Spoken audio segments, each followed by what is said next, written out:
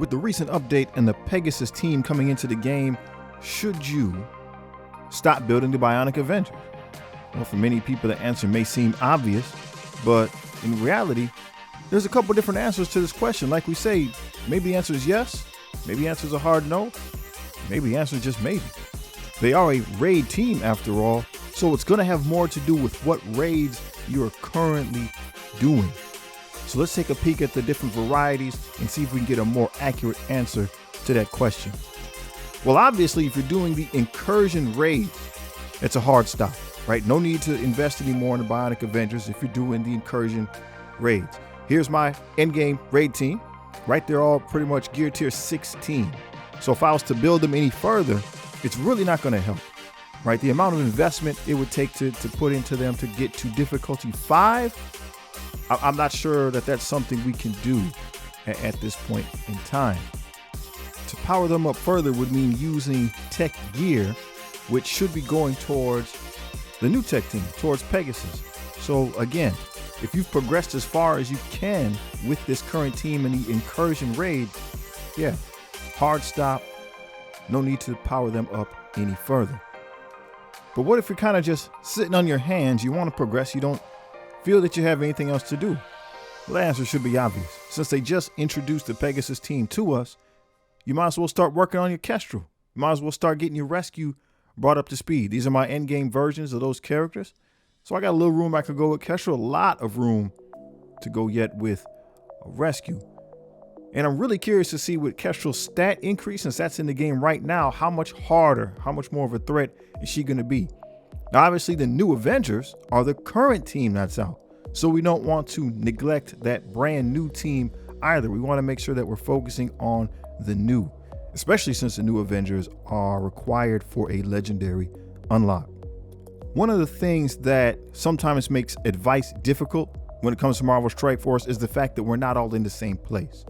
People are at different stages of development, so their advice needs to vary. So what if you're not in the incursion raid? What if you're in the Doom raid? Well, then maybe you should put a little bit more power into these characters. Now, why do I say that? Patches usually come into play between a month and a half, 2 months time.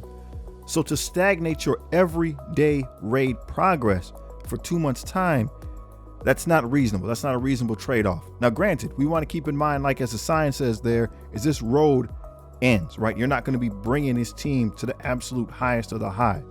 But what if you could make some minor tweaks to make the team more reliable, to finish your nodes every day?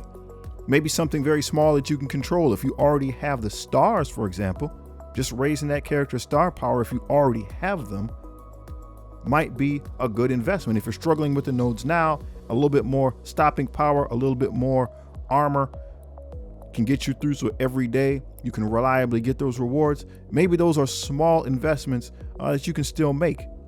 For example, looking at the screen right now, this is my young account, my Bionic Avengers there. We're doing Doom First Strike. And I opened a Mega Orb recently, got 54 Viv Vision. That was more than I needed for the star upgrade, so I took it. Right? Why wouldn't I? I'm still going to be doing First Strike on a daily basis until the Pegasus team gets up and running.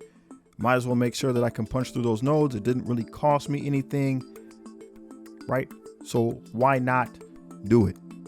Just have to remember to be mindful that, again, this road ends. This is not the end game tech team. There was a new one, so no need to push them all the way to their limit. Just go with what works.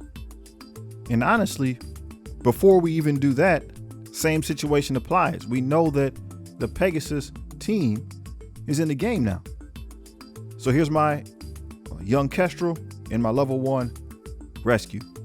So maybe, especially if I can build a hybrid, maybe I should invest more in Kestrel if I think the team needs to be better, right? Her stats have already been increased. Again, I really want to see the power that she has at this point now. You can start farming rescue in the Blitz store. So may as well get a jump on that. That's not going to cost you anything. You got plenty of Blitz credits, so might as well start farming rescue in the Blitz store so you can get her up to speed and be ready for when it's time to power her up.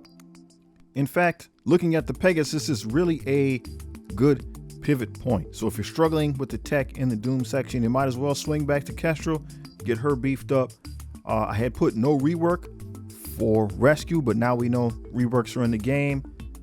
So again, you can play with those two characters, and if it's still not enough power, maybe the new characters will be in the game by then, and at least your investment is going towards something positive in that regard, toward the future. Also, as previously stated, we don't want to neglect building the new Avengers. They're going to be needed for that legendary team. Now, what if you are in the Ultimus raids? Then the answer is indeed yes.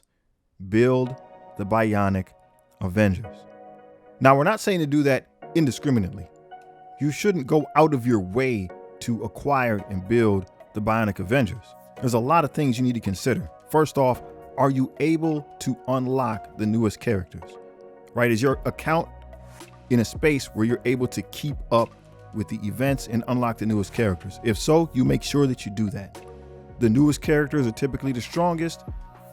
Ultimus doesn't have any restrictions, so maybe you can just brute force your way through the Ultimus raids using the newest characters. We also want to be mindful that you can build hybrids, right? So you can take some of those new characters, and then maybe you can invest in some of the older raid teams, right? Portions of the older raid teams, since they have raid bonuses, and that will help you bulldoze through that content. Are you able to acquire known raid teams like the Web Warriors, or like we're saying now, the Bionic Avengers? What about the Eternals? Do you have the Eternals? Those in conjunction with some of the new warriors like Deathpool, Cloak and Dagger make an excellent raid team. But we know that some people aren't going to have that, right? There's people that will be starting the game maybe 2 weeks, maybe a month, maybe 3 months from now, and they will have missed out on the newest teams. They won't be able to build them. You might be in a spot where you're just not quite there yet. So you need to build something. Putting together one of the old raid teams like the Bionic Avengers, if you happen to get them in orbs or something like that, is perfectly fine. You just have to know that it's just temporary. It's something you're building temporarily until you can get one of the brand new teams, raid teams that is. Then you pivot as soon as possible to that brand new team. The strength that it has will be overwhelming. You'll be able to just smash through Ultimus. You'll have a good solid team in whatever one of the 5 origins, right? Like tech, we're talking about now, there's skill, mutant, right? If you have a raid team that's built around one of those things, that will then set you up for one of the 5 elements as you progress into the Doom raid. Now, with those things said, here's where we're going to get to the small rant that I was talking about. We were watching the Envoy videos, and this scene here with Iron Man Infinity War came up, and it caused my wife to, she said it before me, she was like, that's really cool. Now, she plays Strike Force from time to time, not as much as I do, but it caused her to stop in her tracks and watch the animation play out. Why? It's because of that nostalgia, right? It's because of that nostalgia. It throws you back to the Infinity War, to Endgame, things like that. And those hold memories for people, right? It's been some time now since those movies came out, but they hold memories for people. And that's why characters like this are chosen. See, people are saying that, you know, why do we have all these incursion characters? There's other characters we could use. This is lazy, one individual said, and I push back against that. I really push back against that, because everything in this world is not for you. See, characters like this, once again, they invoke that emotion. It throws you back. There's a memory involved, a positive one for many of us. And you look longingly for that. And so that might bring people back to the game. That will help other people that maybe stopped to re-engage with the game. And Marvel Strike Force is in a great place right now. People come back to the game. They're enjoying it. My baby alliance, my young alliance, is probably half, if not more, made up of people who have quit the game at some point in time and have now come back, right? People that are coming back, if they're having fun, if they're enjoying the game, what are they going to do? They might spend some money.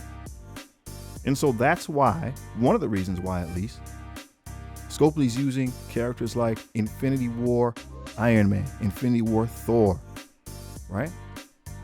That nostalgia. It remind you of a happier time and will bring people back to the game and help them to have enjoyment while they're playing it.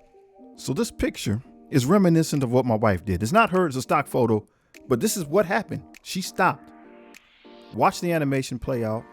She was working on some carpentry. When the animation played out, then she went back to it. She went back to doing what she was doing, but she stopped, paused, and took it in. Why? Because there's a good memory there. The character is recognizable, right? Some of us might be really, really big comic book nerds, and we want some of these deep cuts, these characters that are maybe important to the comic book landscape, but the majority of people don't know who they are.